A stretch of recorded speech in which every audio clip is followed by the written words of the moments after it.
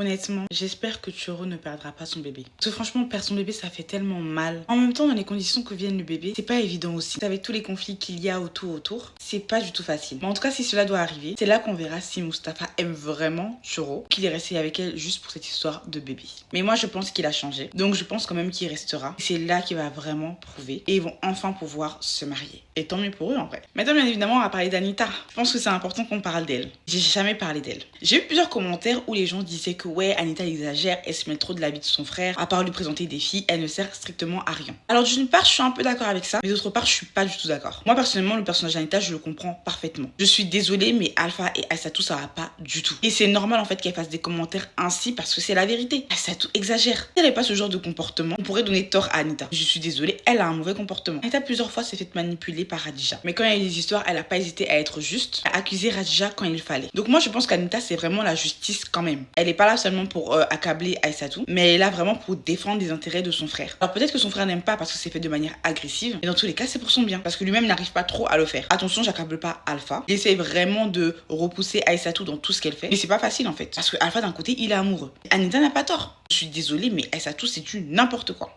Je me demande pour les filles qui ont des frères, ou même des beaux-frères. Votre beau-frère ou votre belle-sœur à se comporter comme ça. Est-ce que vous accepterez? Peut-être que vous n'allez pas vous mêler de la vie de votre frère ou de votre sœur. Et dans le fond, vous auriez envie de vous comporter comme Anita. Juste pour défendre votre sœur ou votre frère. Par contre, là où a été tort Anita, le fait d'avoir insulté Aïssatou. Franchement, ça c'était pas sympa. Je pense que cette insulte n'avait pas du tout sa place. Qu'elle a été donnée gratuitement. Je peux ne pas être d'accord avec ses agissements, mais de là à la traiter ainsi, c'est vraiment pas correct. Elle est allée trop loin. Quant à la mère d'Alpha, je pense juste qu'elle a pris tellement sur elle que là c'était vraiment la goutte d'eau. Et elle en avait marre. C'est pour ça qu'elle a dit vaut mieux qu'elle parte. Je pense pas qu'elle ait agi méchamment. Surtout que quand c'était pour sauver le couple Alpha, Aïssatou et être contre Radija, elle a été quand même dans le plan. Donc là je pense que c'est surtout un ras-le-bol. Bien évidemment on parlait de Radija aussi qui s'est retournée contre sa mère. Bon personnellement franchement se retourner contre sa mère et tout c'est vraiment pas la bonne solution. Mais Nougaï elle a trop accablé Radija. Radija elle est fatiguée. Finalement elle a fini par se retourner contre elle. C'est ça que ça donne quand on pousse ses enfants à faire le mal. Finalement, ça nous revient toujours. Si Nougaï est intelligente, qu'elle se calme et qu'elle regarde la confiance de sa fille, que si Radija commence à se réveiller, on a connu Sorna Botar, hein, c'est pas du tout bon.